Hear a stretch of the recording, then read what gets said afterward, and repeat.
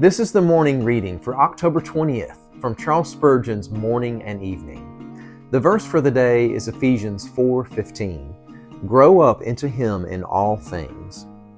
Many Christians remain stunted and dwarfed in spiritual things so as to present the same appearance year after year.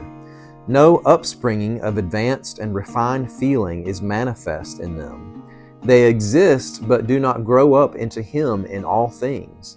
But should we rest content with being in the green blade when we might advance to the ear and eventually ripen into the full corn in the ear?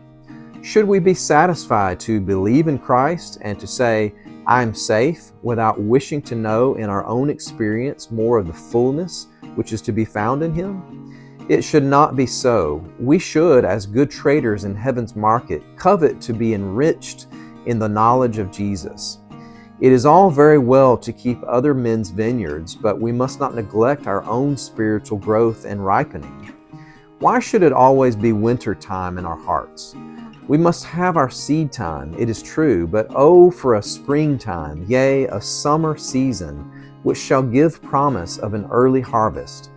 If we would ripen in grace, we must live near to Jesus in His presence, ripened by the sunshine of His smiles. We must hold sweet communion with Him. We must leave the distant view of His face and come near, as John did, and pillow our head on His breast.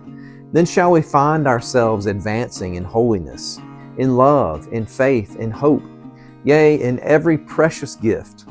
As the sun rises first on mountaintops and gilds them with his light and presents one of the most charming sights to the eye of the traveler, so it is one of the most delightful contemplations in the world to mark the glow of the Spirit's light on the head of some saint who has risen up in spiritual stature, like Saul above his fellows, till, like a mighty snow-capped Alp, he reflects the beams of the Sun of Righteousness and bears the sheen of His effulgence high aloft for all to see, and seeing it, to glorify His Father which is in heaven.